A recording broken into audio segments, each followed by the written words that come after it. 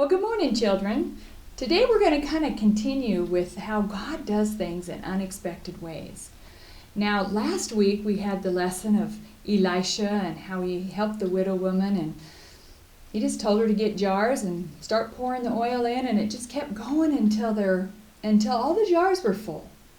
Well, this week we're going to hear how God took something kind of sad that happened to a young girl and used her to help heal a very important man at that time.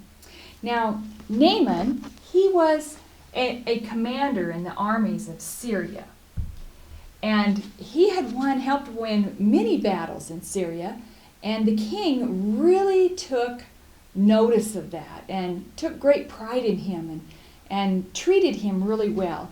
He lived in a house, him and his wife lived in a house that had quite a few things in there to their benefit. They had plenty of water, and they had lots of food on their table, and their furnishings spoke of a house that was, well supplied. They had plenty of oil for all of the different uses that they needed oil for, and they had the wine for drinking and all this. Well, in one of the battles that happened, the Syrians had captured a young girl from Israel. And when they brought her back, the king set her as a slave girl in the house of Naaman and his wife. Now, she began to notice that even though Naaman had a lot of things to be happy about, he wasn't a very happy man. And she learned that he had contracted the feared disease called leprosy in those days. Now, leprosy presented itself kind of in 5 stages. It began by your body aching really badly all over.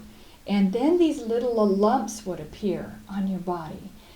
And over time, the tops of these bumps would kind of shed off and leave raw places that turned white on your skin. And as time went on, the spots would begin to spread over your whole body, and your muscles would start to get weak and just kind of waste away. Leprosy was a very, very feared disease in those days because they really didn't have any way of curing it. And so people would be called lepers, and they would be cast out of the cities and have to go live in these leper colonies to keep the other people around them safe. Sounds a little bit about like kind of what's going on nowadays, right? Well, one day when Naaman was no longer at home, the servant girl, she remembered that there was a prophet named Elisha that lived in Israel. And so she told her mistress about this prophet, and her mistress went and told the king. And the king was very excited because he was afraid he was going to lose this man that he thought a lot of.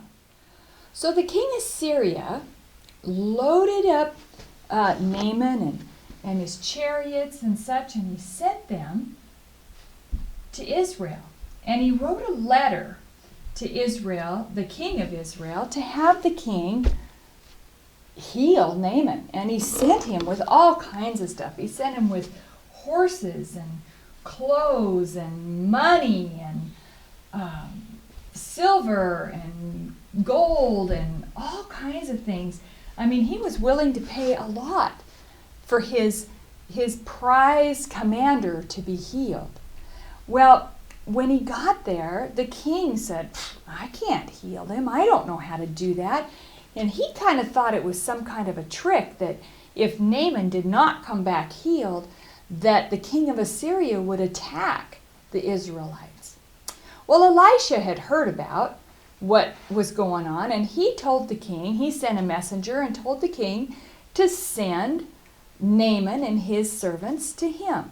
So Naaman took all of his stuff, and he went to the house of Elisha and his servants. He had his servants with him, and of course I've only shown a few people here, but he had a lot of people that went with him, and mules and donkeys and all the stuff to carry all that he took.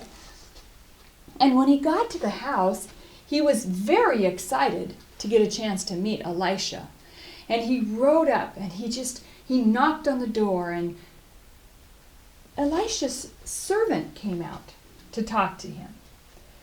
Now, Elisha didn't pay any attention to all that Naaman had brought with him, and he had just given his servant a message, and he said, go out, tell Naaman to go to the river Jordan and dip himself 7 times in the river, and he'd be healed. And then the servant went back inside. Well, Naaman was very angry. He was like, wait a minute. I thought Elisha would come out and perform maybe some kind of a ritual or lay his hands on me and pray for me and I'd be healed. What is this? We have rivers in Syria that are way cleaner and nicer than the River Jordan. I'm not going to do this. It's a waste of time. I might as well go home. So he started back home. Well, his servants, they came up to him and they said, excuse me, but if Elisha had told you to do something really hard to be healed, wouldn't you have done it? Well, Naaman thought about it a little bit, and he decided, well, I'm already here. I might as well go try it. So Naaman took his troop and headed to the Jordan River. So Naaman found himself a spot along the dirty Jordan River, and he took the time. He got out of his chariot, and his servants helped him get undressed.